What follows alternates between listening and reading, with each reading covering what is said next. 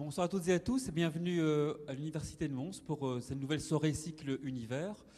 Alors, on a la chance d'accueillir un ami et collègue qui s'appelle Baptiste Leroy, qui est chef de travaux dans le service de protéomie et microbiologie de l'UMONS. Donc, c'est tout à fait étonnant qu'un biologiste intervienne dans le cycle Univers, mais la raison est tout à fait justifiée, vous allez le voir.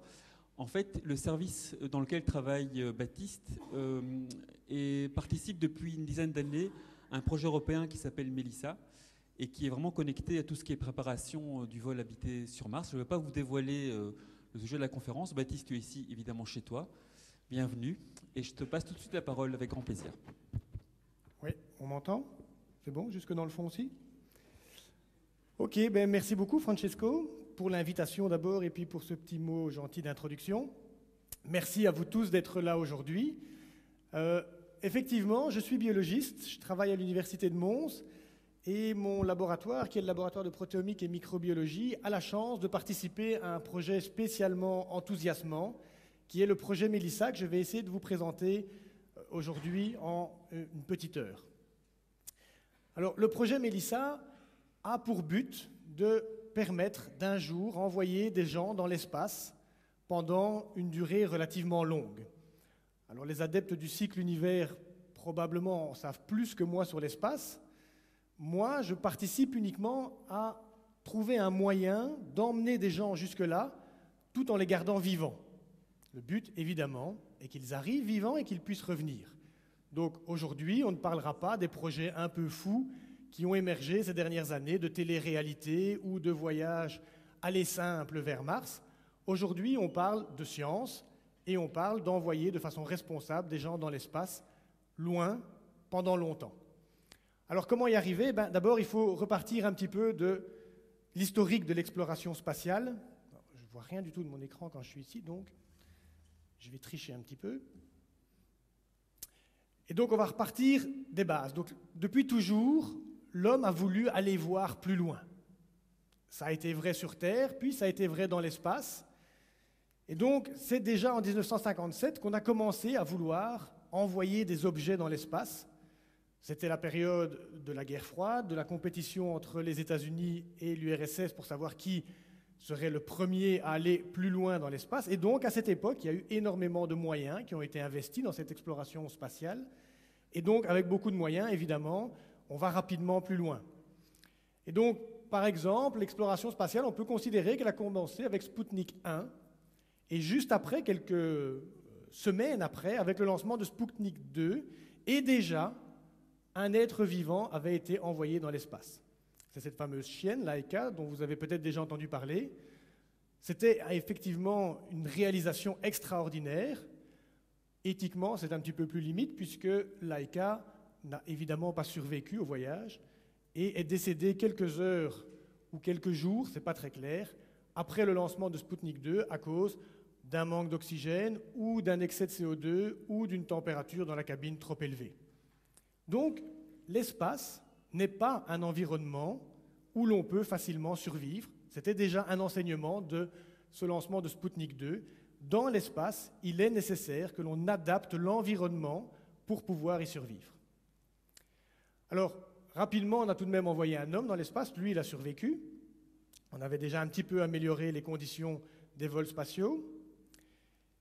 Et puis, on a finalement réussi à envoyer des gens sur la Lune. Alors, on ne va pas revenir ici sur le débat de est-ce que les gens y sont vraiment allés ou pas, mais en tout cas, ce qui est clair, c'est que les connaissances actuelles, les technologies actuelles, de l'aveu même de la NASA, ne permettent plus de retourner sur la Lune. On n'est plus capable aujourd'hui d'envoyer des gens sur la Lune pour différentes raisons, pour des questions de technologie, mais surtout pour des questions de sécurité. On n'avait pas, à l'époque d'Armstrong et de Buzz, on n'avait pas les mêmes exigences de sécurité qu'aujourd'hui. Les gens qui sont allés sur la Lune étaient des kamikazes. Ils volaient dans des navettes quasi en carton, avec des systèmes de sécurité extrêmement basiques. Et aujourd'hui, on n'admettrait plus de faire courir des risques aussi importants à des êtres humains pour les envoyer dans l'espace. Et donc ça aussi, c'est un niveau nouveau, une nouvelle exigence dans la recherche spatiale. c'est que les exigences de sécurité sont beaucoup plus hautes qu'elles ne l'ont été par le passé. Alors ensuite, l'exploration spatiale, un autre grand pas, ça a été de se dire on va faire de la recherche scientifique dans l'espace. Donc on va créer des stations spatiales. La première, en réalité le premier essai c'était Skylab, mais qui a été un fiasco retentissant. La première station qui a réellement fonctionné et qui a permis de faire de la recherche spatiale, c'était la station Mir, qui a ensuite été remplacée par la Station spatiale internationale, avec enfin une réelle volonté de collaboration avec différents modules dans la Station spatiale internationale qui permettent de réaliser différentes expériences scientifiques et qui est toujours utilisée aujourd'hui. Alors, l'Europe a toujours été un petit peu à la traîne et n'a finalement amarré son module de recherche scientifique, Columbus, que très tardivement, en 2009. Donc voilà à quoi ressemble le module Columbus, donc la Station spatiale internationale, il faut se rendre compte, c'est quelque chose de gigantesque. La taille des panneaux solaires que vous voyez ici, plus ou moins schématisés, ça couvre quasiment un demi-terrain de foot. Donc c'est gigantesque, plusieurs dizaines de mètres de couloirs, avec des modules qui sont réservés à l'expérimentation scientifique et des modules qui sont purement techniques. Et voilà à quoi ressemble un module de la Station spatiale internationale. Et voilà à quoi ressemble une équipe de doctorants qu'on envoie à l'ESTEC et qui peuvent se prendre en selfie devant une réplique du module Columbus. Donc ce sont certains des étudiants qui travaillent avec moi sur le projet Mélissa, ici à l'Université de Mons. Alors l'ISS, elle a une fin, et on sait que en 2025, peut-être en 2028, l'ISS sera détruite parce qu'il devient trop coûteux, trop compliqué de la maintenir en service. Et donc, il faut trouver autre chose pour continuer à faire de la recherche spatiale et à explorer l'espace. Alors, il y a toute une série de scénarios qui sont aujourd'hui à l'étude. La difficulté, c'est que ça change avec chaque nouveau président américain, puisque chacun veut imprimer son idée. Et donc, l'une des théories, l'un des projets maintenant, c'est d'avoir une base lunaire ou une base cislunaire, donc une base qui serait en orbite autour de la Lune ou une base sur la Lune. Les voyages sur Mars sont régulièrement évoqués comme étant le vrai grand challenge pour les êtres humains, c'est d'aller voir sur Mars en personne. Alors, quel est l'intérêt d'aller voir sur Mars ? Évidemment, il y a la recherche d'éventuelles traces de vie, puisqu'on a déjà pu envoyer des sondes martiennes, on a envoyé des petits rovers, donc des petits robots, qui se sont déplacés sur Mars et qui ont pris des photos, qui ont fait des analyses géologiques, qui ont trouvé des traces de méthane, d'activités éventuellement biologiques, mais il sera nécessaire un jour d'aller sur Mars si on veut réellement savoir et étudier l'éventuelle existence d'une vie sur la planète rouge. Alors, les petits robots qui ont été envoyés, voilà pour vous donner une idée de la taille que ça a. Ça, c'est le robot Curiosity, donc c'est le dernier qui a été envoyé sur Mars en 2012.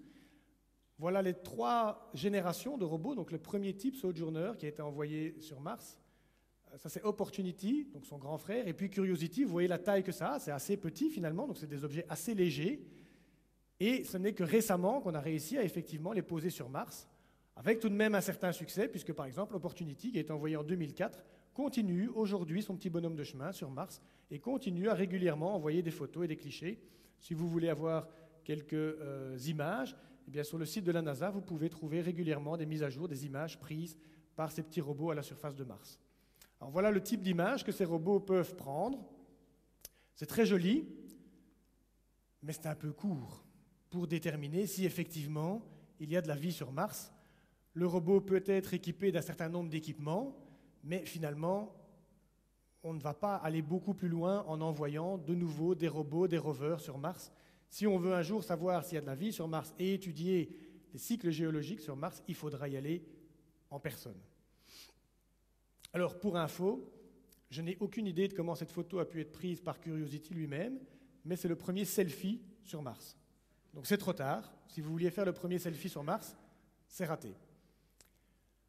Alors, l'idée de ma conférence aujourd'hui, c'est d'essayer de vous expliquer comment on pourrait éventuellement envoyer des hommes sur Mars.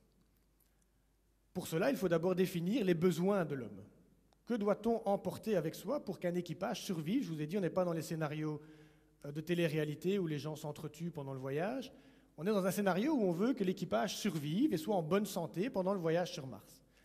Alors, quels sont les besoins auxquels on doit répondre pour que l'équipage reste en vie? Donc là, je vais avoir besoin de vous. Vous voyez, j'ai 4 petits points. Quels sont les 4 besoins vitaux de l'équipage pour survivre à un tel voyage? Évidemment, on a besoin d'avoir de l'oxygène, donc il faut que je récupère ma souris. On a besoin d'avoir de l'oxygène. On sait qu'en conditions spatiales, l'homme consommera 1 kg d'oxygène par personne par jour. Quoi d'autre? Bien sûr, on a besoin d'eau, 3 kg d'eau par personne par jour. 3 kg, vous allez me dire, tiens, ça fait 3 litres, c'est quand même beaucoup. Oui, parce qu'à l'heure actuelle, l'alimentation principale des astronautes, c'est de l'alimentation lyophilisée. La moitié de vos besoins hydriques viennent de ce que vous mangez. Donc vous buvez 1,5 litre d'eau par jour. Le reste vient à peu près compléter vos besoins et se trouve dans votre alimentation. Donc on estime qu'il faut que chaque personne emporte avec elle 3 bouteilles d'eau par jour. Ensuite, la nourriture, évidemment. De nouveau, en conditions spatiales, ça compte pour 1 kg par personne et par jour. 1 kg, on ne mange pas 1 kg, mais c'est de la nourriture lyophilisée, il y a les emballages, il y a le packaging, etc. Et donc, aujourd'hui, on estime que dans l'ISS, les personnes consomment 1 kg d'aliments par jour. Il me reste un 4e point. Chaleur, non, on ne va pas parler d'énergie. PlayStation non plus. Je m'attendais à ce que ce soit mon fils qui me donne cette réponse-là, mais finalement non. Un environnement stable, oui, on va y revenir, il faut que l'environnement reste stable, mais il y a quelque chose qu'on doit emporter avec soi. Pensez à un voyage, donc un équipage, c'est en général 6 personnes, entre 3 et 10, mais on prévoit les voyages sur Mars pour 6 personnes, dans un espace confiné, pendant un très long voyage. Une toilette, on y est presque. C'est l'eau d'hygiène, évidemment. Si vous voulez partir en voyage, même en camping avec des amis, il est nécessaire que vous preniez au moins une douche de temps en temps. Dans un voyage sur Mars aussi, il est absolument nécessaire que l'on prévoie d'avoir une certaine quantité d'eau d'hygiène pour les toilettes, mais aussi pour l'hygiène corporelle. Et ce besoin-là, il a l'air idiot et pas vital, pourtant je vous assure que 3 ans avec 6 personnes dans une cabine grande comme une grosse camionnette, c'est bien si tout le monde prend une douche. On peut estimer au minimum du minimum qu'il faut emporter 10 à 15 litres d'eau par personne par jour. C'est-à-dire que vous avez chaque jour un grand seau pour l'entièreté de vos besoins hygiéniques. Donc c'est vraiment le strict minimum. Eh bien, si on additionne tout ça, on est à 20 kilos par personne par jour dans sa petite valise. Bon, 20 kilos, ça va encore, pourquoi pas. 6 personnes, c'est 120 kilos par jour pour l'équipage. Là, je parle par jour, mais combien de jours? Alors effectivement, j'ai entendu tout de suite 3 ans dans la salle, effectivement, la distance entre la Terre et Mars, elle varie, en fonction d'où sont les planètes sur leur orbite. Mais au plus court de la distance, il y a quand même 55 millions de kilomètres à parcourir. Et donc, au mieux, on peut espérer faire le voyage j'ai 7 mois et demi, on pourrait dire 6 mois. Allez, disons que Elon Musk fait une fusée qui va un peu plus vite que maintenant. 6 mois. Évidemment, 6 mois aller, 6 mois retour. Uniquement si on fait le retour au bon moment, quand les planètes sont au bon endroit. Et on ne va pas aller sur Mars pour prendre un selfie et revenir. Idéalement, on y reste un petit peu, on fait de l'exploration, des prélèvements, on analyse le sol, etc. On estime donc que la durée minimale d'un voyage, on ne peut pas le faire en moins de 500 jours, mais que la durée raisonnable d'un voyage, c'est effectivement 1000 jours. Hop, la protection antivirus s'en va. On estime donc qu'il faut tabler sur un voyage de 1000 jours, 3 ans. 1000 jours, 120 kilos pour l'équipage par jour. Ah oui, là on est à 120 tonnes. Ça veut dire que c'est 3 camions qu'il faut embarquer avec vous, uniquement pour que l'équipage reste en vie et ne sente pas trop mauvais. On n'a pas d'équipement de recherche scientifique, on n'a pas d'habitat, on n'a rien. on a juste de quoi survivre. C'est le pique-nique. Donc le pique-nique, c'est 3 camions. Alors, est-ce que c'est possible?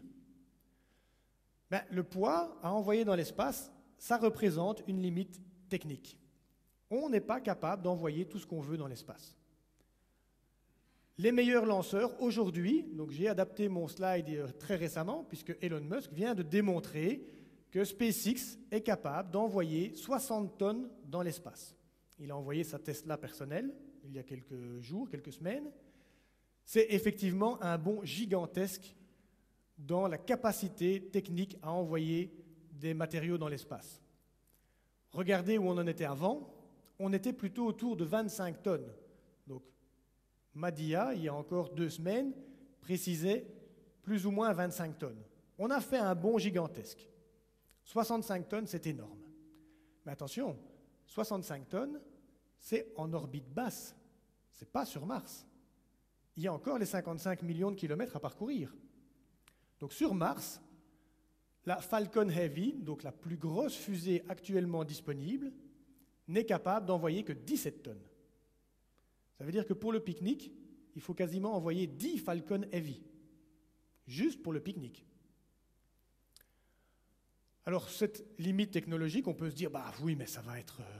voilà, on va progresser. D'ici quelques années, ce ne sera plus une limite. On pourra faire décoller des objets aussi lourds qu'on veut, ce ne sera pas un problème. Oui, mais ça, attention, ça a un coût. Quel est le coût de lancement d'une fusée? Eh bien, on estime que c'est entre 5 et 10 000 euros par kilo. Donc, chaque fois que vous envoyez une bouteille d'eau, boum, 10 000 euros. Alors, ces chiffres, c'est assez amusant, assez facile à trouver, puisque sur le site de SpaceX, on trouve les prix, comme chez Amazon. Si vous voulez envoyer une Falcon Heavy, c'est 90 millions de dollars. C'est précisé sur le site internet. Il y a un petit onglet Shop. Je suis allé voir. On ne peut pas commander la Falcon Heavy. On peut juste commander des t-shirts. Donc aujourd'hui, si on veut envoyer 1/10 de notre pique-nique, on doit dépenser 90 millions de dollars. Bon, probablement que quand on commande 10 Falcon Heavy, on a une ristourne. Et donc, on estime qu'il faudrait 650 millions d'euros pour lancer notre pique-nique martien. 650 millions d'euros. Et on n'a pas encore d'équipement scientifique, ni d'habitat, ni quoi que ce soit. On a juste le pique-nique qui est déposé sur Mars. Il faut seulement envoyer les gens et les équipements pour aller en faire quelque chose. Donc, on se rend bien compte que là, il y a un souci. On ne peut pas imaginer aller dans l'espace à long terme en emportant avec soi tout ce dont on aura besoin sur place. Et heureusement, on ne fait pas comme ça. On utilise ce qu'on appelle des Life Support Systems. Il y a des systèmes de support à la vie qui ont été développés depuis les débuts de l'exploration spatiale. Laika n'en avait pas. Yuri Gagarin en avait. On a développé des systèmes qui permettent à des êtres vivants de survivre dans l'espace. Alors ces systèmes, c'est ce dont on parlait tout à l'heure dans les besoins métaboliques indispensables. J'ai entendu quelqu'un me proposer un environnement stable. Ces systèmes vont stabiliser l'environnement dans lequel vivent les astronautes. Et ces systèmes, ils doivent, par exemple, contrôler l'atmosphère, le taux d'humidité, le taux d'oxygène, le taux de CO2. Ils doivent aussi apporter de l'eau potable, mais de l'eau d'hygiène aussi. Ils doivent idéalement amener de la nourriture, et ils doivent gérer les déchets des astronautes, l'urine, les selles, les parties non consommables de la nourriture, le CO2, qui est un déchet extrêmement important à contrôler dans l'espace. Et ils doivent faire tout ça en étant moins lourds que le matériel qu'ils permettent de remplacer. Si vous remplacez votre pique-nique de 120 tonnes par un matériel qui fait 200 tonnes, ça n'a pas de sens. Ils doivent être pas trop grands, vous ne pouvez pas imaginer emporter des dizaines et des dizaines de mètres cubes. Ils ne doivent pas consommer trop d'énergie, puisqu'alors si vous avez trop d'énergie consommée, vous devez avoir des quantités astronomiques de panneaux solaires. Et surtout, ils doivent être extrêmement fiables. Et là, on en vient à l'aspect sécurité que j'évoquais tout à l'heure. Les systèmes qui ont permis aux hommes de marcher sur la Lune étaient beaucoup moins fiables que les niveaux de sécurité que l'on exige aujourd'hui. Donc aujourd'hui, l'ensemble des systèmes qui permettent le support à la vie dans l'espace sont systématiquement doublés. On a systématiquement 2 fois le même équipement au cas où un équipement tomberait en panne. J'aime autant vous dire que quand on a envoyé des hommes sur la Lune, on ne s'est pas du tout préoccupé de ce genre de considération. Alors il existe déjà effectivement des systèmes de support à la vie aujourd'hui qui sont en place dans la Station spatiale internationale. Et il y a notamment un système de piégeage du CO2. Donc le CO2 qui est expiré par les astronautes toute la journée ne peut pas s'accumuler dans la station. Et donc il y a des systèmes qui permettent de le piéger sur des résines. Et puis ces résines vont être régénérées et on va éjecter dans l'espace le CO2 qui a été piégé. Il y a aussi des systèmes de production d'oxygène. Par électrolyse de l'eau, donc en faisant passer un courant dans l'eau, on peut séparer l'eau en ses différents composants, donc en hydrogène et en oxygène, que l'on peut utiliser pour régénérer l'oxygène dans la cabine. L'hydrogène est éliminé dans l'espace. Donc ce système consomme de l'eau. On peut aussi traiter les eaux grises. Les eaux grises, ce sont principalement les eaux d'hygiène, douche, lavabo, etc. Et on a des systèmes, donc ça c'est déjà un système qui a été élaboré dans le cadre du projet Mélissa par des collègues à Gand. Il existe aussi des systèmes qui permettent, au départ d'urine, de récupérer les sels, de récupérer l'azote présent dans l'urine, de purifier cette urine, de la combiner avec les eaux de douche et de transformer tout ça en eau d'hygiène, donc en eau pour se doucher à nouveau. C'est un recyclage de l'eau qui existe déjà aujourd'hui et qui permet déjà de diminuer fortement les quantités d'eau qu'il faut emporter avec soi dans l'espace. Mais il reste des évolutions technologiques possibles là aussi. Ce système est déjà actuellement en place dans l'ISS, mais à ma connaissance n'est que peu utilisé. C'est un système qui permet au départ du CO2 de capturer le CO2 et puis de le convertir en eau pour fabriquer de l'oxygène, le tout en éliminant du méthane.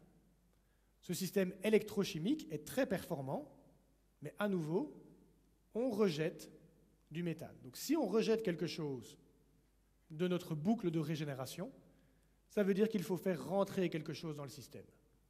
En l'occurrence, ici, vous perdez le carbone.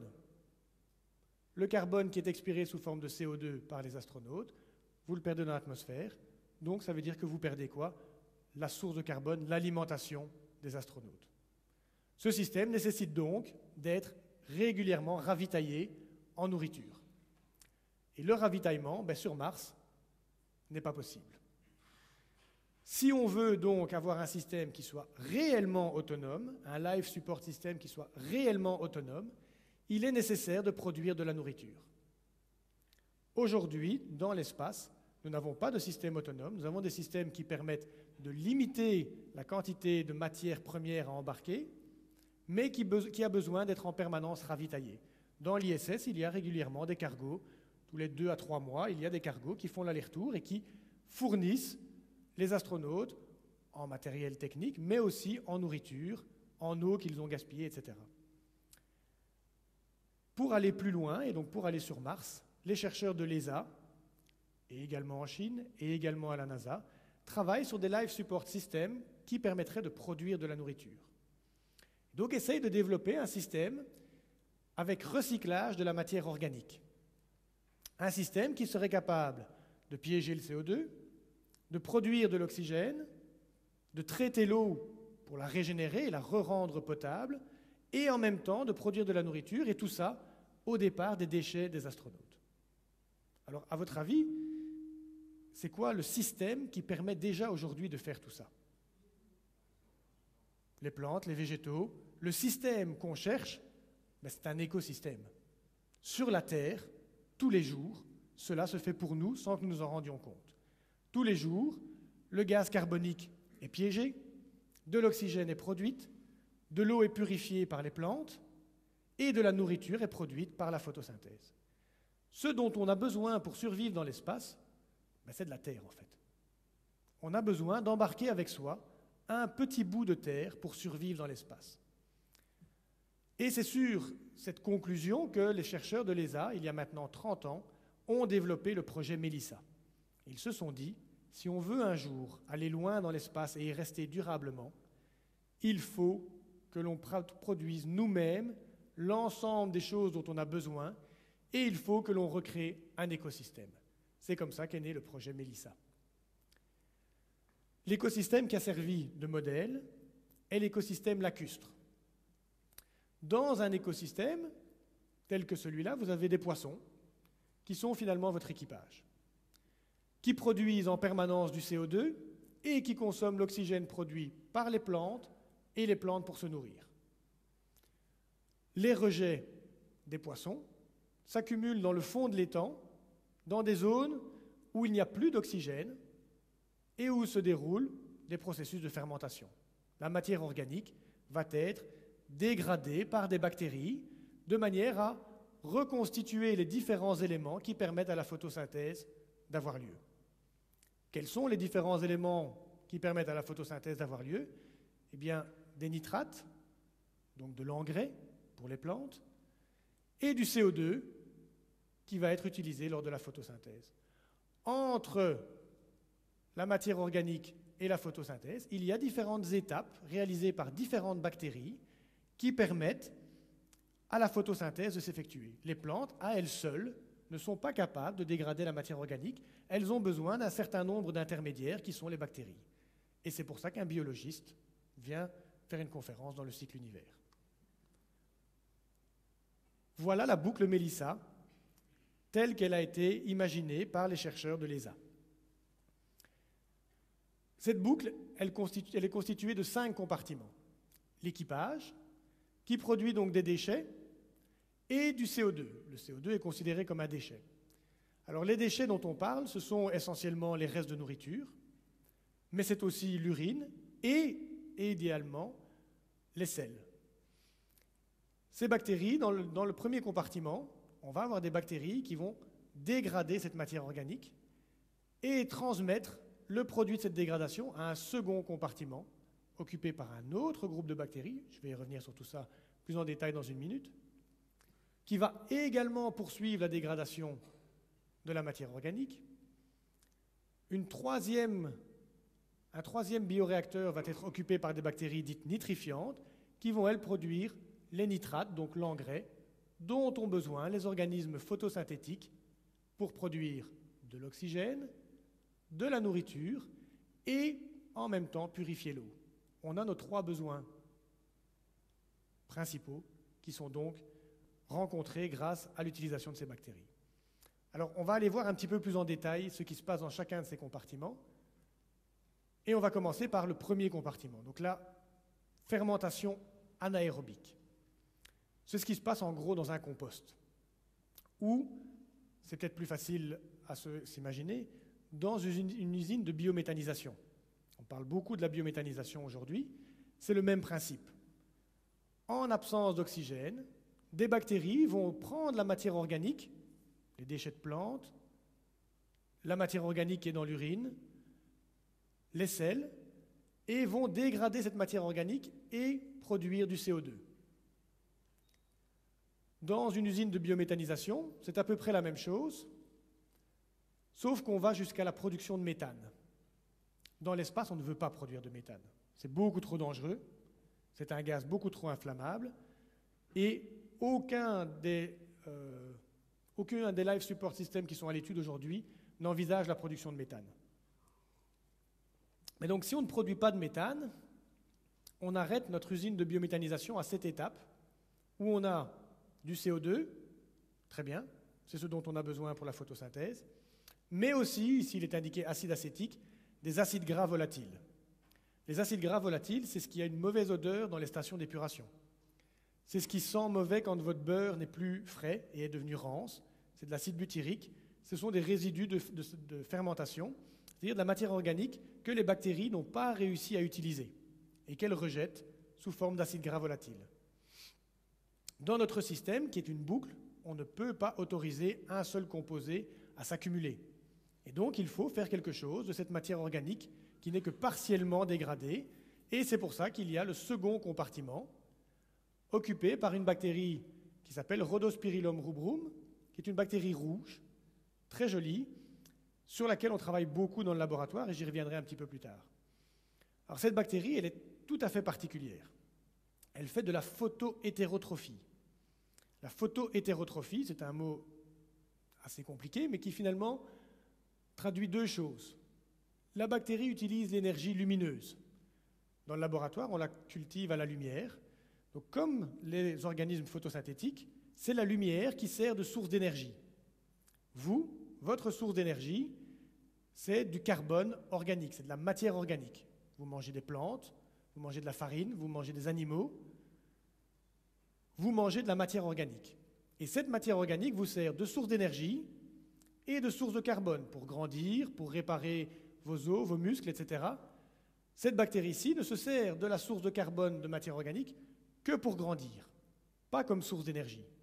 Sa source d'énergie, c'est la lumière.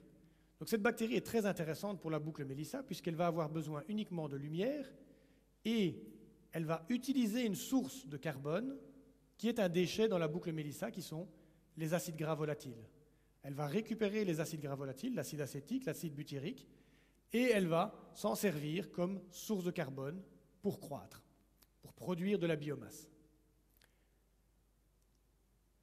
Le troisième compartiment est un compartiment avec des bactéries nitrifiantes. Vous savez que des plantes, pour grandir, elles ont donc besoin de CO2, elles vont capter le CO2 par la photosynthèse. Elles vont également avoir besoin d'une source d'azote. L'engrais substral que vous mettez à vos géraniums, c'est de l'azote sous forme de nitrate. Les nitrates sont la source d'azote la plus facilement acceptée par les végétaux. La source d'azote rejetée par la dégradation de la biomasse, c'est par contre de l'ammonium. Les plantes n'aiment pas du tout recevoir de l'azote sous forme d'ammonium. Il est donc nécessaire de convertir l'ammonium produit par la dégradation de la biomasse en nitrate grâce à des bactéries qui vont utiliser cet ammonium comme une source d'énergie. Elles vont oxyder l'ammonium pour en produire des nitrites puis des nitrates et ainsi tirer leur source d'énergie de nouveau d'un des déchets de notre fermentation. On va donc produire dans ce compartiment un engrais pour le quatrième compartiment. Ce quatrième compartiment, c'est le compartiment photosynthétique, donc photo-autotrophe. Photo, on utilise l'énergie lumineuse. Autotrophe, on n'a plus besoin d'une source de carbone réduite, on va utiliser une source de carbone oxydée comme le CO2. Dans ce quatrième compartiment, on a donc la photosynthèse qui va s'opérer et qui va permettre de fixer le CO2, donc le dioxyde de carbone, qui est un déchet dans notre environnement spatial, qui va permettre de produire de l'oxygène, puisque l'oxygène est un déchet de la photosynthèse, mais qui va aussi régénérer l'eau. Comment ? Eh bien, lorsque vous faites pousser des plantes, les plantes transpirent, elles puisent de l'eau par leurs racines, l'eau circule dans la plante, et puis est évaporée au niveau des feuilles. La plante agit comme un filtre extrêmement perfectionné qui permet de régénérer l'eau. Elles font ça sur Terre aussi, évidemment. Dans l'espace, les plantes pourraient donc permettre de régénérer l'eau. Et bien entendu, ce compartiment photosynthétique va permettre de produire de la nourriture. Si on fait pousser des plantes, on peut manger les plantes. Alors le compartiment 4, il est en fait divisé en deux sous-compartiments. Il y a deux types d'organismes photo-autotrophes dans notre boucle Mélissa. Et le premier, c'est une cyanobactérie. Alors, les cyanobactéries sont des organismes, donc des bactéries photosynthétiques extrêmement anciennes, puisque c'est elles qui ont produit il y a plusieurs milliards d'années l'oxygène que vous respirez encore aujourd'hui. Ces bactéries, elles sont plus connues sous le nom de spiruline.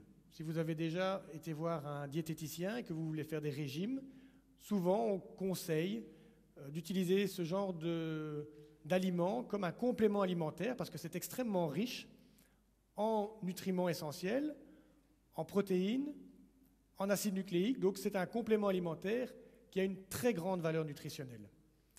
Alors la bactérie, elle se présente comme ceci. En réalité, ce qu'on voit ici, c'est une colonie de bactéries. Donc ce sont des bactéries l'une à côté de l'autre qui prennent cette forme spiralée. Et cette bactérie, on la cultive aussi dans le laboratoire, ici, vous voyez, avec de l'énergie lumineuse comme source d'énergie. Alors l'intérêt principal des cyanobactéries, pourquoi y a-t-il 2 compartiments dans le compartiment 4? Mais l'intérêt principal des cyanobactéries, c'est leur gigantesque productivité. Voilà les productivités en kilos de protéines par mètre carré et par jour que l'on peut obtenir avec le tournesol, le colza et la canne à sucre étant vraiment la plante qui a la plus haute productivité connue. Bien, si vous mettez les cyanobactéries sur la même échelle, vous voyez que les cyanobactéries, sur une même surface, vont produire beaucoup plus de biomasse par unité de surface. Et donc les cyanobactéries sont un élément extrêmement intéressant dans ce genre de système puisqu'elles vont permettre de réduire la taille, le poids, le volume qu'il est nécessaire d'embarquer avec soi pour produire une même quantité d'oxygène. Les cyanobactéries, je vous l'ai dit, elles ont aussi une très haute valeur nutritionnelle et on y reviendra dans un instant. Alors dans notre compartiment 4, il y a aussi des plantes. Il y aura, si un jour ce type de système est mis en place dans l'espace, de grandes chambres de culture, des espèces de grandes armoires sur lesquelles des ingénieurs travaillent pour essayer de les rendre les plus petites possibles, et il y aura un certain nombre de plantes qui seront cultivées de manière à produire de l'oxygène, mais surtout de manière à agrémenter les repas. On pourrait imaginer ne manger que des cyanobactéries, puisqu'elles produisent beaucoup plus d'oxygène pour un volume réduit, mais dans ce cas-là, apparemment, je fais confiance aux experts, il est possible que manger pendant 3 ans la même chose matin, midi et soir soit néfaste à l'équilibre psychologique des astronautes. Et donc une petite salade de temps en temps, une tomate, un peu de blé pour faire du pain est nécessaire pour l'équilibre psychologique des astronautes. Il y a aussi l'équilibre alimentaire. La spiruline est tellement riche qu'il est probable que les astronautes finiraient tous obèses. Alors, le projet Mélissa, il vise à rendre possible l'interconnexion de ces 4 ou 5 bioréacteurs et surtout à ce que ça fonctionne en cycle fermé, c'est-à-dire il vise à ce qu'on puisse en un minimum de volume et d'espace reproduire ce qui a mis des milliards d'années à se mettre en place sur Terre. Donc c'est un challenge gigantesque. Et cela demande de réaliser énormément de recherches. Et donc, pendant le temps qui me reste, je vais vous présenter rapidement les recherches auxquelles nous participons ici à l'Université de Mons dans le cadre de ce projet Mélissa. Je suis biologiste, je suis microbiologiste, je m'intéresse donc à comment les bactéries évoluent éventuellement ou s'adaptent ou réagissent ou répondent à la présence dans l'espace. Les bactéries qu'on étudie sont présentes depuis des milliards d'années sur Terre. Elles ont évolué et se sont adaptées aux conditions terrestres. Elles ne sont pas du tout faites pour être envoyées dans l'espace. Comment ces organismes vont-ils donc réagir aux différents stress que vont constituer la microgravité, mais aussi les radiations cosmiques? On pourrait aussi parler de l'ensemble des stress qui sont liés au décollage, donc des vibrations, une accélération très forte. Comment les bactéries s'adaptent-elles à cela? Eh bien, ici, à l'Université de Mons, nous avons eu la chance de déjà réaliser plusieurs expériences où nous soumettons les bactéries à ces différents stress, mais sur Terre. Donc, nous utilisons, par exemple, des simulateurs de microgravité. Alors, j'espère que ça va fonctionner. Et donc, on utilise ce type de dispositif, il en existe plusieurs sortes, des dispositifs qui permettent de simuler la microgravité pour que les bactéries se croient en apesanteur. Alors on peut se dire, c'est idiot, les bactéries s'en foutent de l'apesanteur. Eh bien non, pas du tout. Les bactéries réagissent à ce stress qu'est l'apesanteur. De 2 façons. Tout d'abord, on se rend compte qu'en fait, en apesanteur, ce n'est pas tellement l'absence de pesanteur. Bon, la vidéo ne fonctionne pas bien et donc il n'y a pas les petits secouages. C'est juste un dispositif qui tourne et qui, en gros, annule le vecteur gravitationnel au cours du temps puisque la bactérie bouge en permanence. Il en existe d'autres dispositifs qui tournent sur eux-mêmes et la bactérie est en fait en chute libre permanente. Ces dispositifs, ils ont révélé que les bactéries elles réagissent à la microgravité. Elles réagissent et en fait certaines bactéries deviennent extrêmement pathogènes. Alors pourquoi est-ce qu'une bactérie deviendrait pathogène dans l'espace? Eh bien en fait, l'apesanteur, simule les conditions que l'on peut avoir dans le fluide qui circule dans nos bronches. C'est-à-dire un fluide où il y a extrêmement peu de cisaillement, de force de cisaillement. Et donc, certaines bactéries qui ne sont pas pathogènes expriment des facteurs de pathogénicité en réponse à cet environnement nouveau. Et donc, il est important, effectivement, de prendre en compte et d'étudier convenablement l'ensemble de ces effets pour ne pas se rendre compte, une fois sur place, que la bactérie est devenue pathogène, celle sur laquelle on comptait pour nourrir l'équipage pendant 3 ans. On se rend compte aussi que la façon dont les bactéries perçoivent leur environnement change. Les bactéries communiquent entre elles. Les bactéries envoient des molécules dans l'environnement autour d'elles, et plus il y a de bactéries dans l'environnement, plus il y a de molécules émises. C'est un système de communication très basique, mais qui permet au moins de savoir à combien on est dans le même espace. Autour de vous, si vous lanciez des billes aléatoirement dans n'importe quelle direction, si vous n'êtes que 4, vous ne recevrez pas souvent une bille sur la tête. Si vous êtes 450, vous recevrez très régulièrement des billes sur la tête. Ce système de communication extrêmement basique vous permet d'estimer la population dans l'amphithéâtre sans aucun autre signal. Les bactéries font la même chose. Sauf que dans l'espace, quand vous envoyez une bille, elle ne retombe pas. Et donc les conditions de microgravité font que le système de communication des bactéries est perturbé. Les molécules autour des bactéries s'accumulent. Et donc très rapidement, elles ont l'impression d'être très nombreuses, puisque toutes les billes qu'elles envoient leur retombent sur la tête. Les billes ne s'en vont pas suffisamment loin. Ça veut dire que les bactéries se croient plus nombreuses qu'elles ne sont. Et donc elles changent leur métabolisme et, par exemple, elles entrent en dormance dans des conditions où, normalement, sur Terre, elles auraient dû continuer à fonctionner normalement. Donc ça fait partie des choses qu'il faut effectivement évaluer avant d'imaginer d'avoir des projets de recherche qui permettent à des équipages de partir dans l'espace pour 3 ans avec uniquement comme outil de survie des bactéries. Alors, faire de la simulation sur Terre, c'est très bien, ça apprend beaucoup de choses, je viens de vous donner 2 exemples, mais c'est quand même beaucoup mieux de pouvoir envoyer réellement les bactéries dans l'espace. Et donc notre laboratoire a déjà eu la chance de pouvoir envoyer des échantillons dans l'ISS, des dispositifs très simples, qui permettaient de cultiver les bactéries dans l'espace pendant, on a été, jusqu'à il y a peu, on avait été jusqu'à une dizaine de jours. On cultive les bactéries une dizaine de jours dans l'espace, elles reviennent sur Terre, et nous analysons, dans le laboratoire de protéomie de microbiologie, la façon dont ces bactéries ont changé leur perception de l'environnement et la façon dont ces bactéries se nourrissent, produisent de l'énergie, etc. Récemment, on a fait beaucoup mieux que d'envoyer des bactéries pendant quelques jours dans des dispositifs très simples dans l'espace. Nous avons participé au projet Artemis. Donc vous n'en avez pas encore entendu parler. Nous espérons très prochainement que vous allez entendre parler, puisque nous venons d'obtenir l'autorisation de l'ESA de communiquer sur ce projet. Ce projet Artemis, il a eu lieu en décembre dernier, et il consistait à, pour la première fois, première mondiale, à faire fonctionner un photobioréacteur, donc un bioréacteur avec des cyanobactéries, qui utilise de l'énergie lumineuse en culture liquide, donc un photobioréacteur dans l'espace. Ça n'avait jamais été fait parce que ça représente un challenge énorme. Voilà le dispositif qui nous permet de réaliser nos cultures de cyanobactéries dans le laboratoire aujourd'hui. Voilà ce qu'il a fallu en faire pour pouvoir l'envoyer dans l'espace. Puisque dans l'espace, vous avez énormément de contraintes. Aujourd'hui, pour envoyer un dispositif dans l'espace, il doit être complètement étanche. Vous devez avoir trois niveaux de confinement différents pour qu'il n'y ait pas de fuite. Il y a énormément de contraintes différentes. Et il fallait surtout réussir à réaliser un dispositif où cette bactérie pouvait être cultivée dans l'espace, où l'on pouvait réaliser plusieurs cultures successives. Donc on laisse croître les bactéries, on en élimine 90%, on les laisse croître à nouveau, on élimine 90%, on laisse croître à nouveau, pour qu'on ait un certain nombre de générations.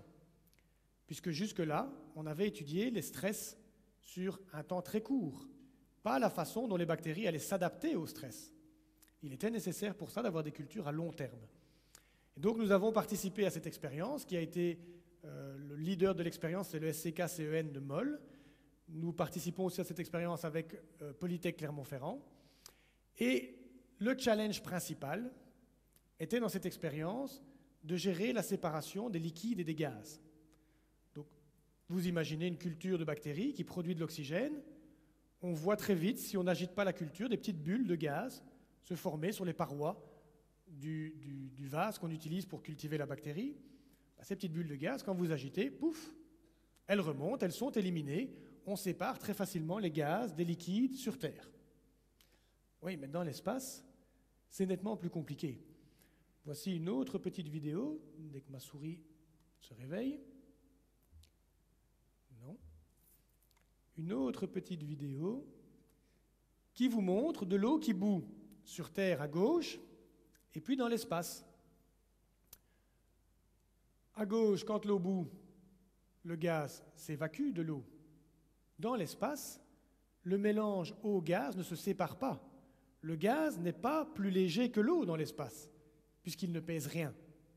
L'eau ne pèse rien, le gaz ne pèse rien, et les deux éléments restent mêlés. Imaginez que vous avez un bioréacteur avec à l'intérieur de l'oxygène qui est produit, des bulles de gaz qui sont produites. Comment l'éliminez-vous? Eh bien ça, c'est un challenge qui a pris 6 ans aux ingénieurs, notamment de Polytech, mais aussi de Kinetic Space, donc une industrie belge qui a participé à l'expérience, pour trouver un moyen pour fabriquer un bioréacteur équipé de membranes qui permet une agitation de la culture et qui permet surtout de réaliser des échanges entre du liquide et du gaz dans l'espace. C'est un challenge extrêmement compliqué et nous sommes parvenus à effectivement faire voler ce dispositif dans l'espace. Alors voilà à quoi ressemble notre bioréacteur, donc vous vous souvenez de à quoi il ressemble sur Terre. Voilà à quoi il ressemble pour aller dans l'espace. Évidemment, c'est une miniaturisation extrême. On avait droit à 50 millilitres de culture, ce qui est très très peu. Ici au laboratoire, on fait des cultures de 2 litres. Là, il fallait faire 50 millilitres de culture. Il y a de l'électronique partout. Le montage est assez compliqué. On voit ici le dispositif qui est rempli par le technicien du SCK qui est allé sur place pour remplir les bioréacteurs. Et puis, il y a des pages et des pages et des pages de documents qui doivent être certifiés conformes par toute une série d'experts avant de pouvoir envoyer votre petit colis dans l'ISS. On a réussi à faire voler 4 photobioréacteurs. Ils sont partis avec une navette SpaceX le 17 décembre, SpaceX 13, après 7 ajournements du lancement. SpaceX 13 a finalement décollé. Et voilà ce que nous avons obtenu comme résultat, qui n'a l'air de rien, qui ne vous montre rien, mais qui pour nous est extrêmement intéressant puisqu'il montre que l'expérience a fonctionné. Je ne vais pas vous détailler ce que l'on va sortir comme résultat de ce graphique, mais ce graphique est celui que nous avons reçu au jour le jour, mais que nous avons finalement finalisé fin janvier, qui montre que l'expérience a fonctionné. Vous avez en rouge et en brun des pics qui montrent que 2 des photobioréacteurs ont effectivement produit de l'oxygène pendant 40 jours dans l'espace. Nous avons réalisé 4 cultures successives de cyanobactéries, le bioréacteur étant totalement indépendant dans l'espace, c'est-à-dire que les astronautes l'ont mis en route, ont appuyé sur le bouton, et tout est contrôlé de la Terre. Donc de la Terre, on est capable de contrôler un photobioréacteur dans l'espace et de faire produire à des bactéries de l'oxygène pendant 40 jours. Ce graphique ne montre rien, mais ce graphique a une valeur énorme pour nous puisqu'il prouve que notre expérience a fonctionné. Nous allons recevoir la semaine prochaine les échantillons qui vont arriver ici à Mons, du premier cycle de culture, et nous recevrons d'ici quelques semaines, puisqu'ils sont toujours dans l'espace, les cycles 2, 3 et 4 de culture, de manière à analyser, grâce aux technologies de biologistes que là on maîtrise, sur Terre, ce que l'on va faire, c'est que l'on va analyser quelles sont les protéines qui sont produites par ces organismes dans l'espace, de manière à reconstruire les chemins métaboliques, donc les réactions biochimiques que les bactéries vont réaliser pour constituer de la biomasse, pour se nourrir, pour se développer, pour grandir. Nous avons hâte que les échantillons arrivent, évidemment, et tout cela sera analysé ici. Évidemment, ces échantillons ont une valeur inestimable.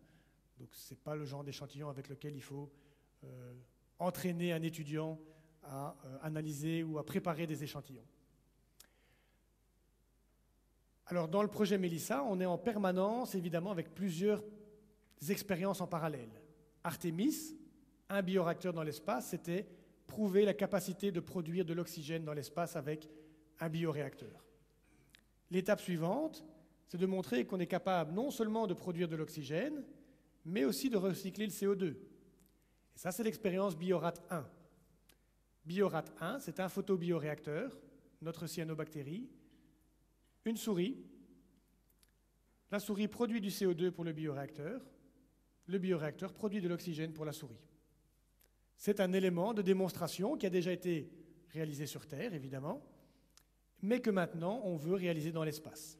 Donc le bioréacteur est en cours de conception, de manière à pouvoir réaliser d'ici probablement 2 ou 3 ans cette expérience dans l'espace. C'est la prochaine en tout cas qui est dans la liste des expériences prévues, dans la liste des expériences de vol prévues pour le projet Mélissa. Après Biorat 1, il y aura Biorat 2. Biorat 2, c'est encore une étape de plus.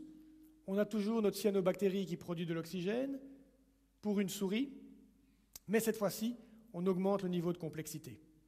On imagine cette fois-ci que, au départ, on a des nitrates, donc de l'engrais pour faire pousser notre cyanobactérie, tout se passe bien, et puis rapidement, le système se dégrade. Et on n'a plus de nitrates, on a de l'ammonium, c'est-à-dire une source d'azote qui n'est pas la source d'azote idéale pour notre cyanobactérie. Est-on toujours capable de contrôler le système dans ces conditions non optimales? Eh bien, l'expérience Biorat 2, c'est l'Université de Mons qui la gère et qui est leader sur cette expérience. Et nous allons, en mars, donc d'ici une quinzaine de jours, réaliser la démonstration terrestre de notre capacité à contrôler un photobioréacteur, à l'alimenter en CO2 avec le CO2 produit par une souris, à alimenter la souris en oxygène produit par le bioréacteur et en même temps à dégrader les conditions de culture.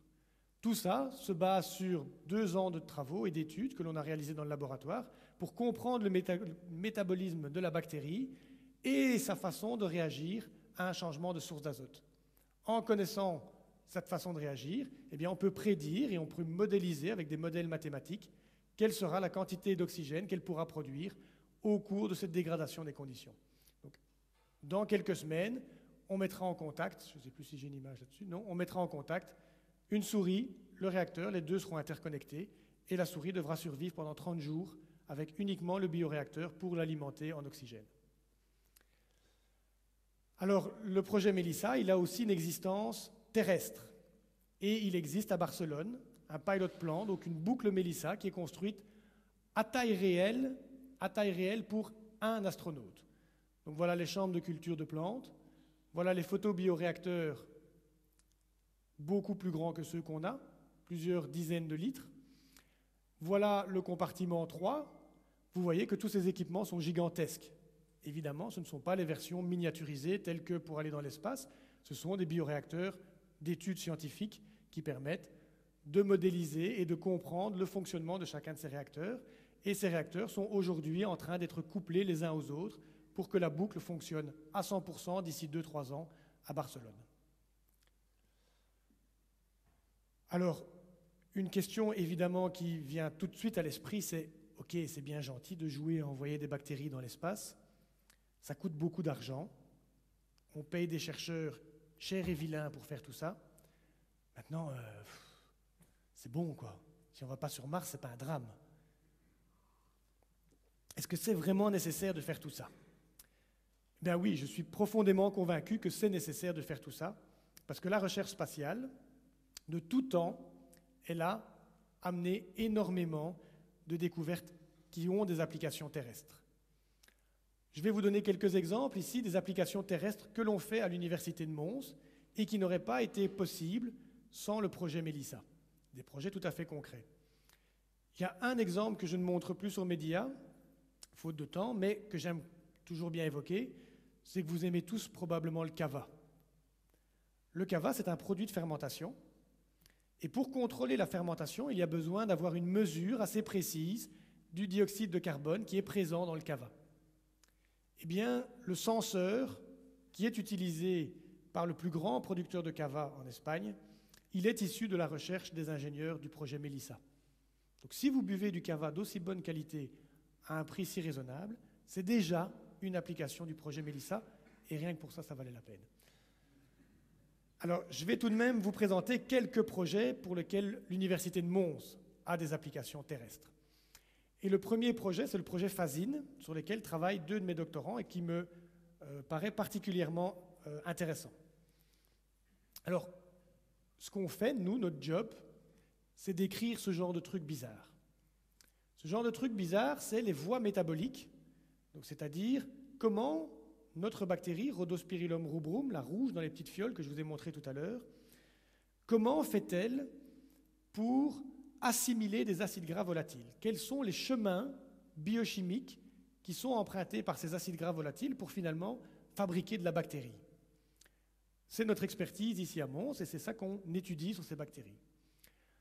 En faisant ces études dans le cadre du projet Melissa, parce qu'il y avait besoin d'avoir cette compréhension fine du métabolisme des bactéries, on s'est rendu compte que les bactéries, elles produisaient des acides gras, des polyhydroxyalcanoates. Donc ce sont ces petites boules claires sur cette image de microscopie électronique. Ces petites boules claires qu'on voit dans toutes les bactéries sur le cliché de droite et dans très peu de bactéries sur le cliché de gauche, ces petites boules claires, donc ce sont des PHA, eh bien en fait ce sont des bioplastiques. Les PHA, c'est une molécule de réserve que la bactérie produit comme réserve de carbone quand il y a trop de carbone dans l'environnement pour les temps de disette. Eh bien, ces PHA, on peut aussi en fabriquer des bouteilles qui sont entièrement biodégradables. Elles sont entièrement biodégradables, mais elles sont aussi entièrement biosourcées. Ça veut dire qu'on n'a pas besoin d'aller chercher des produits pétrochimiques pour les produire. On peut les produire uniquement au départ de bactéries. Et en plus, ces bactéries, elles peuvent produire ces PHA au départ de déchets. Dans la boucle Melissa, on utilisait des acides gras volatiles. Eh bien, ces acides gras volatiles, ils sont extrêmement répandus, notamment dans les effluents de stations d'épuration. C'est un gros problème pour les stations d'épuration de réussir à diminuer le taux d'acides gras volatiles le plus possible. Nous travaillons sur une solution qui vise à cultiver cette bactérie en présence d'effluents de stations d'épuration, de manière, en profitant des connaissances qu'on a acquises dans le projet Melissa, de manière à lui faire produire des PHA avec lesquels on peut faire des bioplastiques.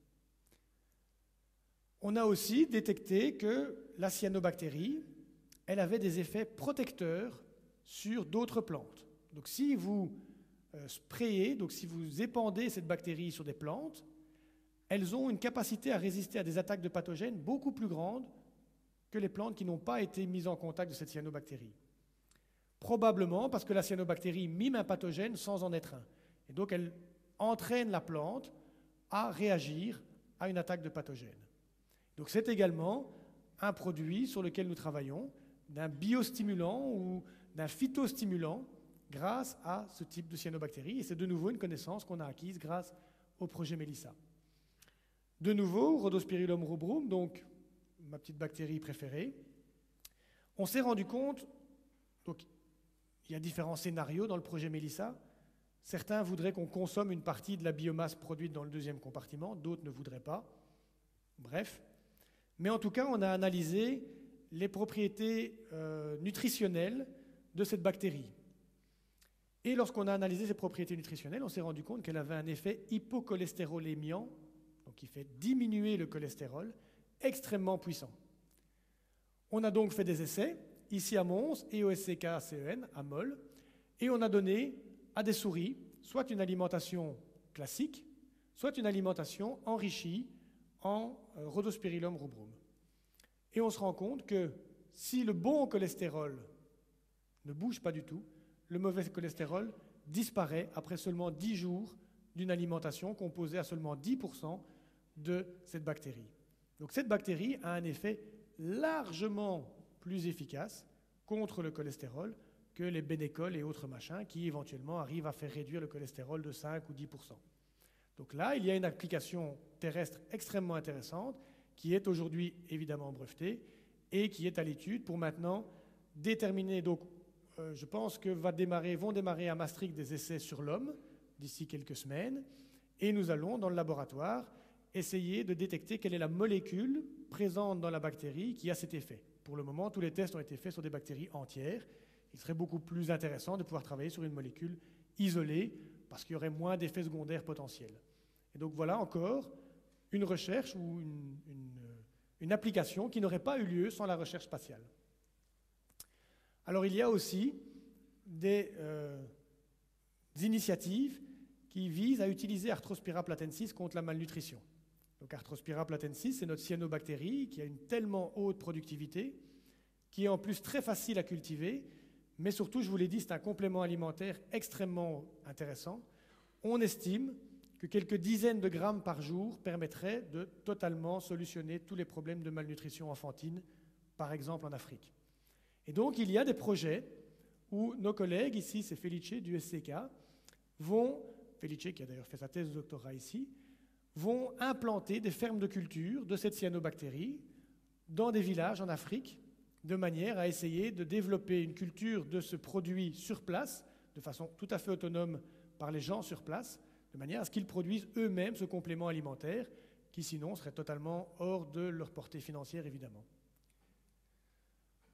Il y a énormément d'autres applications. Par exemple, je sais que la bière trappiste, ça permet toujours d'éveiller un petit peu la curiosité. Eh bien, par exemple, la Trappe a démarré un projet avec le consortium Mélissa, donc cette fois-ci l'ensemble des partenaires, tous ensemble, de manière à traiter leurs rejets d'eau usée et à récupérer l'azote présent dans leurs eaux usées pour en faire un engrais organique. De la même manière, la Amsterdam Arena, donc le stade de foot, a souhaité que l'on mette à l'étude un projet de récupération de l'azote dans l'urine des supporters, pour là également réaliser un engrais organique. Alors, il n'est pas dit, on n'a pas encore prévu comment on allait éliminer l'alcool présent dans l'urine des supporters de la Amsterdam Arena, mais en tout cas, la récupération de l'azote est quelque chose qui est en cours et qui est à l'étude grâce au projet Mélissa. La station Concordia en Antarctique, par exemple, a aussi un système de traitement des eaux qui est basé sur la technologie Mélissa. Il y a des exemples comme ça, pas à l'infini, mais en tout cas des dizaines et des dizaines d'exemples. Donc oui, je suis convaincu que l'étude et l'exploration spatiale a des impacts extrêmement intéressants sur Terre et a des potentialités extrêmement intéressantes sur Terre aussi.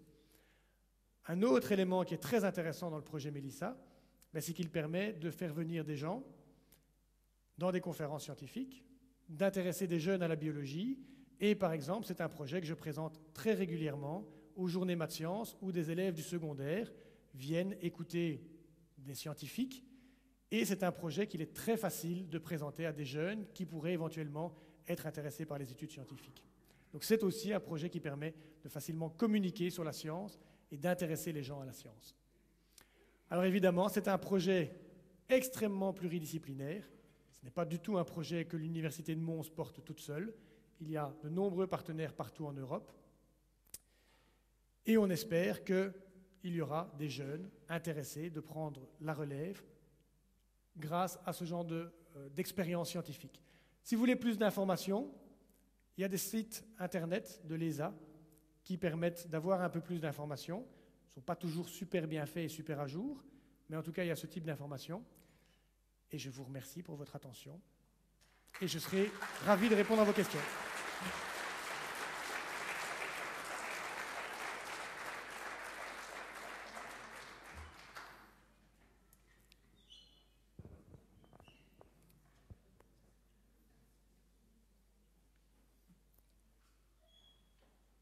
Voilà, on va ouvrir le bal des questions. Donc, Guillaume va se promener dans l'auditoire. N'hésitez pas à en profiter. La plus difficile étant la première. Je pense que Claude, évidemment, est toujours prêt.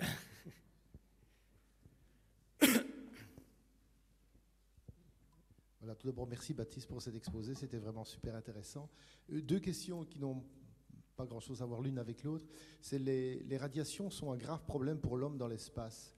Est-ce que les bactéries peuvent résister, enfin les bactéries que vous proposez dans ce genre de bioréacteur peuvent résister à ces radiations? Alors la deuxième question, c'est, il semblerait intéressant de développer ce genre de bioréacteur aussi dans des sous-marins qui sont dans des missions longue durée. Est-ce que ça a déjà été fait? Alors, je vais répondre tout de suite pour les sous-marins, parce que j'en ai aucune idée.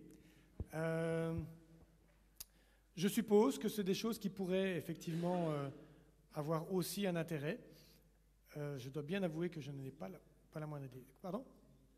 C'est militaire, donc c'est beaucoup moins facile d'avoir l'information. Ceci dit, dans l'espace, c'est aussi très difficile de collecter l'information, parce qu'une partie de l'information est quand même gardée secrète par les différentes agences. La Chine, par exemple, on sait que les Chinois ont des systèmes de support à la vie à l'étude. Ils ont mis énormément de moyens là-dedans. On sait qu'il y a des bâtiments grands comme le campus qui sont dédiés à ce type de recherche, mais on ne sait pas du tout ce qu'ils font. Donc il n'y a pas de publication, etc. On n'arrive pas du tout à savoir où ils en sont, mais ils ont beaucoup de moyens. Donc pour les sous-marins, je ne sais pas du tout. Ça pourrait tout à fait être utilisé. Je suppose qu'ils ont des traitements d'eau qui doivent être basés sur des filtrations et ce genre de choses. Mais donc ça pourrait être tout à fait intéressant. Pour les radiations, par contre, j'ai une réponse un peu plus convaincante.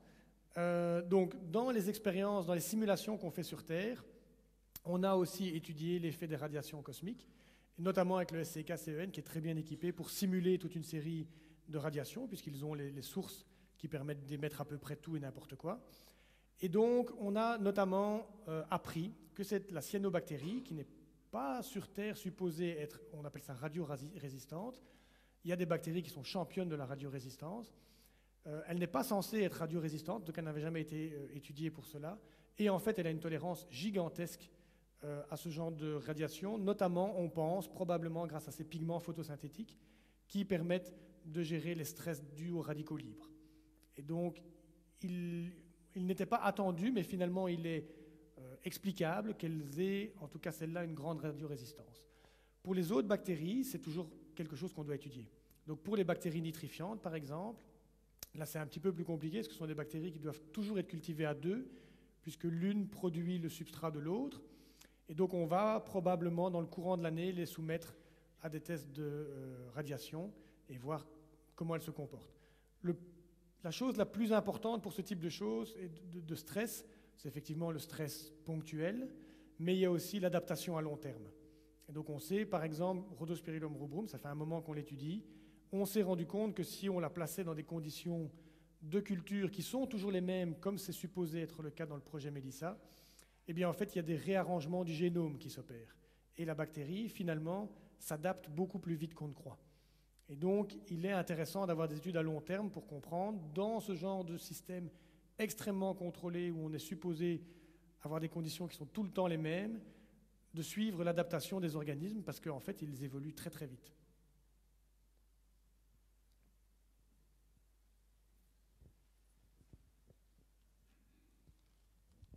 Bonsoir. Lors du retour de vos échantillons sur Terre, les bactéries, elles se réadaptent, d'après ce que je viens de comprendre, rapidement de nouveau aux conditions terrestres. Comment est-ce que vous pouvez faire la différence lors de vos études de ce qui a été fait en espace et de ce qui a été fait sur Terre? Donc c'est effectivement quelque chose qui est assez compliqué à gérer. Donc quand on fait ce type d'expérience dans l'espace, on a toujours un contrôle terrestre, donc on fait exactement la même expérience sur Terre. Dans le même dispositif, donc les petits bioréacteurs spatiaux, on en avait 4 dans l'espace, mais il y en avait 4 sur Terre aussi, exactement dans les mêmes conditions. Et puis après, quand on arrête l'expérience dans l'espace, on va fixer les échantillons. Donc ça dépend un petit peu de ce qu'on veut en faire, mais par exemple, pour nos collègues qui étudient l'ARN, on a des fixateurs qu'on injecte dans les échantillons qui font que plus rien ne bouge.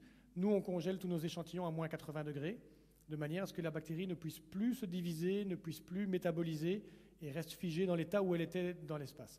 Mais effectivement, ça n'a l'air de rien, on dit bah oui, on les met au moins 80 comme dans le labo, mais il n'y a pas de moins 80 dans l'espace. Dans le Soyouz qui redescend les échantillons, il n'y a pas de moins 80 non plus. Donc logistiquement, c'est quelque chose de très compliqué. Il faut quelqu'un sur place pour récupérer les échantillons, mais on ne peut pas avoir accès au site où atterrissent les navettes, etc. Donc au niveau de la logistique, c'est très compliqué, mais le principe, c'est qu'on congèle tout de manière à ce que plus rien ne bouge.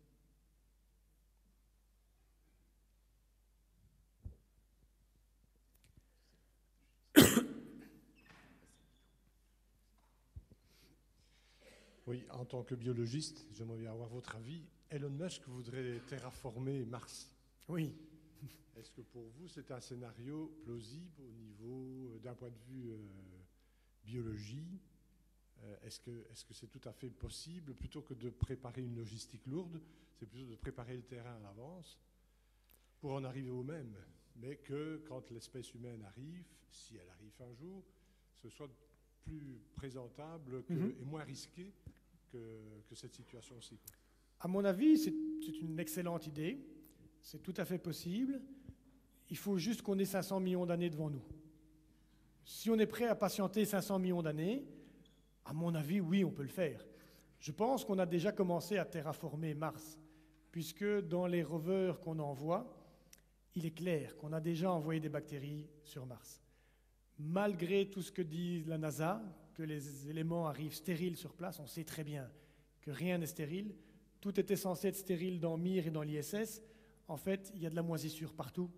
Dès qu'il y a un petit peu d'humidité, il y a des bactéries qui se développent. Donc il est clair qu'on a déjà envoyé des bactéries sur Mars. Maintenant, combien de temps ça prendra et quelle est la probabilité de réussite? Je pense que c'est un pari un peu trop risqué que pour se dire « attendons que ça se fasse ». On peut, à mon avis, essayer sur la face nord et puis quand même aller avec un dispositif un peu plus élaboré sur la face sud pour ne pas devoir attendre aussi longtemps.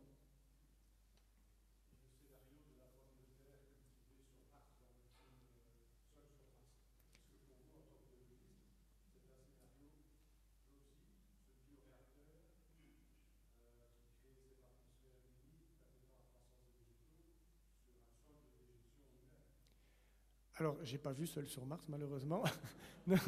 non, je dois avouer mon inculture cinématographique. Mais, donc, oui, à mon avis, dans un bioréacteur, sur un sol de déjection, c'est probablement un peu simplifié, mais c'est l'idée du projet Mélissa, finalement. Le projet Mélissa a pris le parti, pour des questions de sécurité, de tout contrôler, de tout compartimentaliser. Mais au final, c'est un compost sur lequel on fait pousser des courgettes, comme vous le faites dans le fond de votre jardin. À partir du moment où vous l'avez enfermé sous une cloche, l'atmosphère y est protégée, c'est le principe, oui, c'est possible. L'aspect fiabilité est quand même extrêmement importante. Si la pomme de terre ne prend pas, c'est tout de même un petit peu ennuyant, parce que la personne n'a pas le temps de revenir pour aller chercher des pommes de terre au magasin. Donc il faut que ça marche. Et c'est ça le côté difficile, c'est il faut que ça marche. Il est fort probable que ce type de projet sera de toute façon un jour mis en place sur la Lune.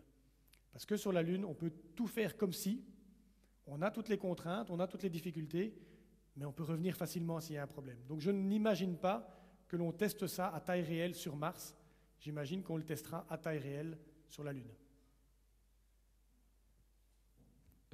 Moi, je voulais savoir si on était en mesure de prédire l'évolution des bactéries, l'évolution génétique des bactéries au cours du temps. Si on est en mesure de faire comme un reset où on remettrait une population saine et connue, ou est-ce que si la dégénération de la population est inéluctable, en combien de temps, et si on peut contrôler la chose? Alors, donc, oui, je ne vais pas parler de dégénération de la population, mais d'adaptation de la population. Elle est inéluctable. C'est sûr que la population bactérienne va s'adapter aux conditions nouvelles qu'on va lui soumettre. En combien de temps? Bien, donc l'évolution, ça va très vite. Mais ça va d'autant plus vite que ceux qui ont changé sont favorablement sélectionnés. Donc si vous avez un environnement qui est peu sélectif, c'est-à-dire qu'il y a peu de contraintes et qu'une bactérie mieux adaptée que l'autre ne va pas se développer beaucoup mieux, elle ne va avoir qu'un tout petit avantage sélectif, ça va prendre des semaines, des mois, des années, des milliers et des milliers de générations. Par contre, si vous avez un environnement qui est extrêmement sélectif, c'est-à-dire un environnement où les bactéries ont beaucoup de mal à se développer, et où donc une bactérie mieux adaptée que les autres, tout d'un coup, se mettrait à croître 5 ou 10 fois plus vite, eh bien là, en quelques semaines, elle aura entièrement remplacé la population. Donc l'évolution, elle va aussi vite que le stress ne la pousse. Si les conditions ne sont pas trop stressantes, l'évolution est lente.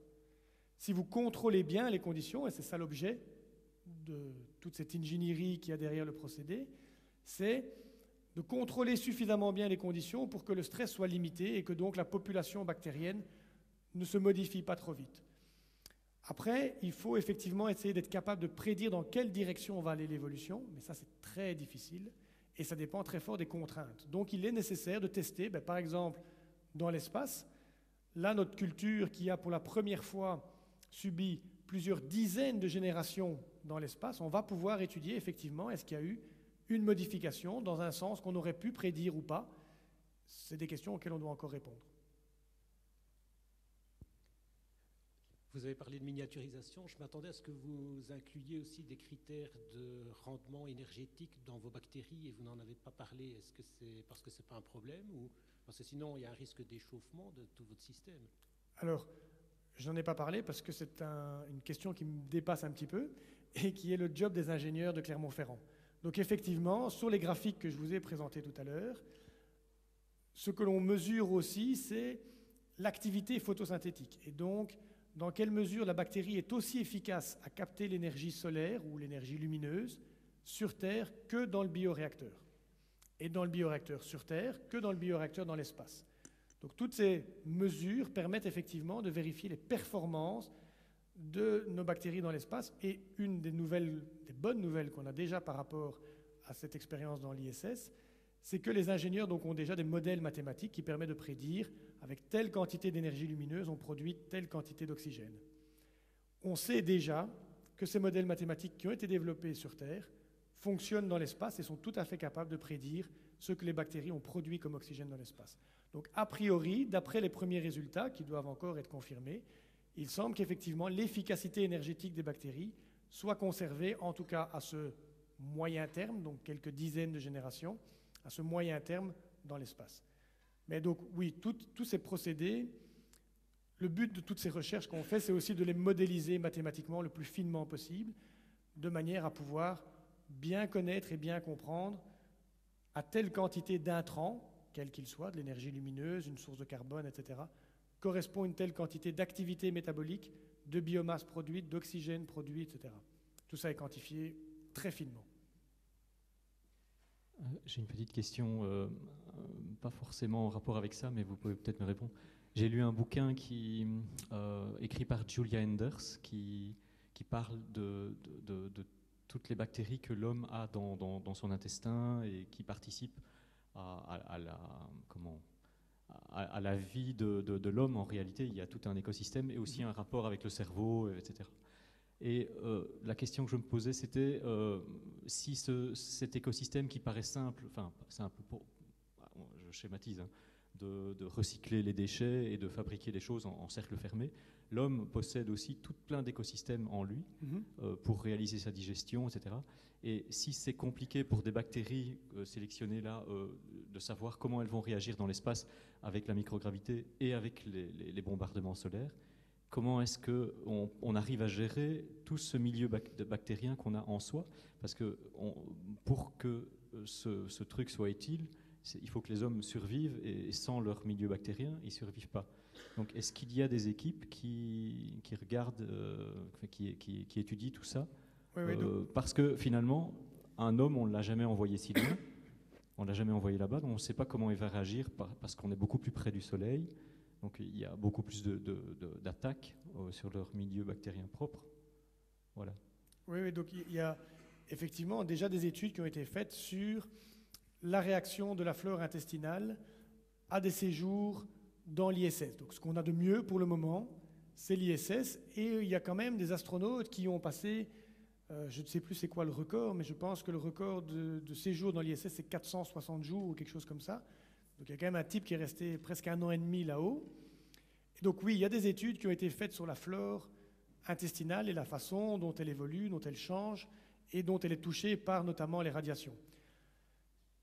On a aussi des études qui sont faites pour essayer de protéger au maximum des radiations les environnements qui contiennent de la biologie, que ce soit des bactéries ou des hommes. Mais oui, il y a un effet, c'est sûr. Et donc les gens qui iront éventuellement, qui s'embarqueront dans ce genre de voyage, tout sera mis en œuvre pour qu'on assure leurs besoins vitaux, mais ce type d'effets, on ne peut pas les prédire. On ne peut pas savoir comment réagira la flore intestinale, ne serait-ce que au changement d'alimentation. Je veux dire, quand vous allez en Thaïlande pendant 15 jours, votre flore intestinale s'adapte. Quand vous revenez, elle a changé. Quand vous allez dans les Vosges et que vous mangez de la fondue ou de la raclette, votre flore intestinale s'adapte. Donc vous avez tout de même l'habitude de modifier les conditions de culture de votre flore intestinale. Maintenant, l'effet des radiations, on l'étudie sur un maximum de bactéries sur Terre, en simulant des radiations, mais on n'arrive jamais à simuler l'entièreté des radiations. Et donc on sait que dans ce genre de choses, en général, il faut faire un petit peu confiance à la nature parce qu'il y a de nouveau cette adaptation. Donc les bactéries qui sont les plus tolérantes aux radiations remplacent les autres et un nouvel équilibre se met en place. Je ne dis pas que la flore intestinale sera au beau fixe tous les jours, mais c'est probablement une question d'adaptation qui se fera au cours du temps.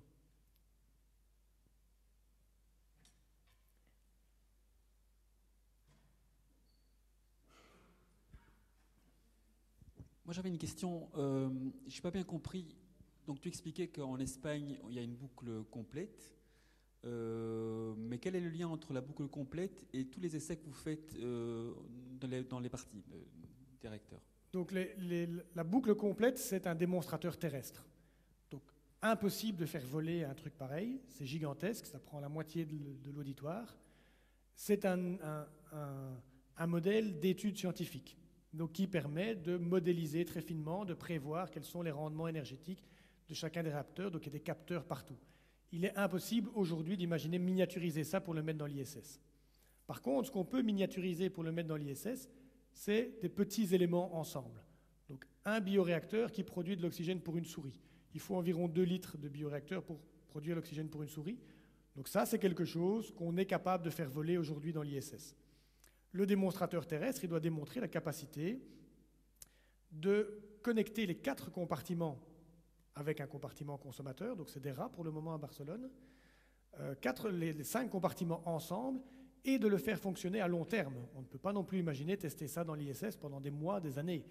C'est extrêmement difficile d'avoir accès à l'ISS, c'est extrêmement coûteux, et donc ce qu'on est capable de faire voler dans l'ISS, c'est des petits morceaux, des sous-unités que l'on peut coupler ensemble, à petit volume.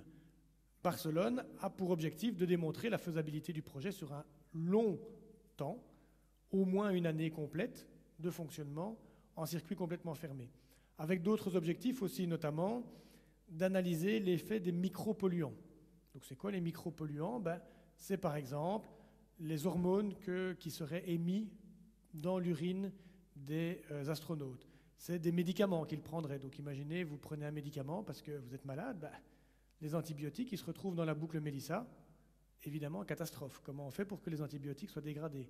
Vous vous brossez les dents, il y a des stabilisateurs dans le dentifrice qui se retrouvent dans la boucle Mélissa, mais ils restent, puisque dans l'écosystème, malheureusement, ça part à la rivière et puis à l'océan.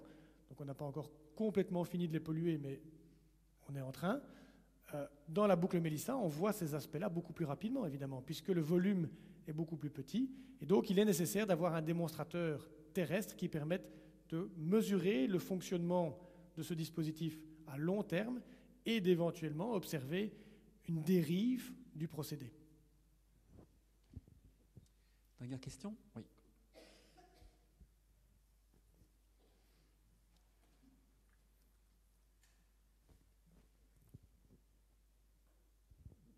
Est-ce qu'on a des études psychologiques sur l'effet que ça a de manger et boire ses propres déchets? Oui, dans évidemment. Un cycle court, parce qu'on le fait aussi sur Terre, mais le cycle est long. Oui, donc évidemment. Alors, on a des études psychologiques sur le lien entre l'alimentation et le bien-être, beaucoup. Et donc, par exemple, dans le projet Mélissa, il y a aussi des diététiciens et des nutritionnistes, mais aussi des cuisiniers qui ont créé des recettes en se disant, OK, est-ce que c'est possible d'avoir un menu varié avec les 6-7 éléments que vous serez capable de produire? Donc, tout ça a été pris en compte. Et évidemment, l'aspect utilisation de ses propres déjections dans un cycle court, mais en fait, c'est déjà un peu le cas, puisque aujourd'hui, les eaux grises sont déjà filtrées, etc. Et donc, il y a déjà un certain nombre de conditions sur Terre, même dans la station Concordia, il y a aussi ce genre de problématique. Et donc, ce n'est pas quelque chose qui apparemment pose un problème à la catégorie de personnes à laquelle on s'adresse, puisqu'on parle d'astronautes qui ont quand même été... Ils sont d'accord d'aller sur Mars. Il faut quand même se rendre compte. Je pense qu'à côté de ça, le fait qu'on fasse pousser les tomates sur de l'urine qu'ils viennent de produire ne doit pas leur poser grand problème en termes de sécurité. Je pense que c'est un public particulier. Moi, personnellement, j'irai pas sur Mars. Lors d'une conférence qu'il a donnée à Villeneuve d'Ascq, Franck de Wim, le spationaute, a dit « on s'adapte ».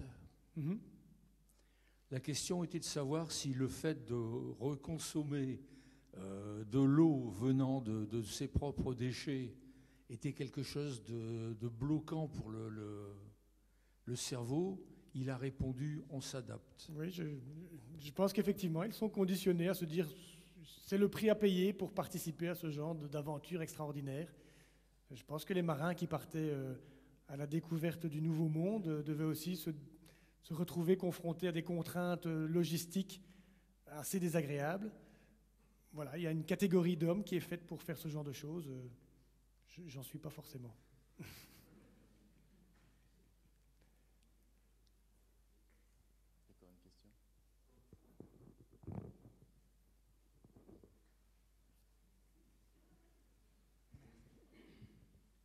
Oui, voilà, j'ai lu un article dans lequel on parlait de la durée du voyage Terre-Mars, qui était un gros problème. Et j'ai également lu dans le même article que l'utilisation d'un moteur photonique permettrait de réduire très fortement cette durée. Est-ce que vous avez une idée de... Aucune idée. Voilà, c'est le problème quand un biologiste vient dans le cycle univers, c'est qu'il se retrouve assez rapidement confronté aux limites de son propre univers, qui fait que, non. Alors, je suis persuadé qu'il y aura dans la salle des gens pour répondre mieux que moi à cette question. Voilà, Claude va se proposer. Je sais qu'il y aura des évolutions technologiques qui vont permettre de faciliter l'envoi de charges importantes et la durée du voyage. Je pense néanmoins que si on veut que ce type de voyage puisse être réaliste et qu'on puisse y rester longtemps, avoir une base éventuellement sur Mars, habiter en permanence, il faudra avoir ce type de système de recyclage. Mais sur les fusées photoniques... Oui, alors en fait, il y a des projets de fusées à propulsion nucléaire qui seraient beaucoup plus rapides que les fusées à propulsion chimique, qui permettraient de blinder les vaisseaux donc pour réduire le problème des radiations. Le problème, c'est qu'il n'y a pas beaucoup de pays qui veulent se lancer dedans, en partie pour des raisons politiques, parce que c'est très difficile de justifier l'envoi de plusieurs tonnes de matériel radioactif dans l'espace. Il faut les faire décoller de la Terre, et bon, un accident est toujours possible. Et donc, si on pouvait faire ce genre de moteur, on irait plus vite sur Mars. Mais un moteur donc nucléaire. L'idée, ce sera peut-être un jour de les construire sur la Lune, mais on n'y est pas encore. Quant à un moteur photonique, ça, on en reparlera dans quelques siècles. Mais c'est possible aussi, mais en théorie seulement. En pratique, pour le moment, c'est impossible. Merci Claude pour ton aide. Voilà, donc je pense qu'on a passé une soirée assez formidable. À mon avis, on va te accueillir à nouveau dans quelques années quand il y aura ou quelques mois de nouveaux résultats. Je pense qu'on n'a pas fini d'en parler, d'autant que Musk prépare la BFR, une fusée qui pourra lancer 150 tonnes en orbite basse. Donc les choses bougent beaucoup. Donc merci infiniment, faites de beaux rêves et à bientôt. Merci beaucoup.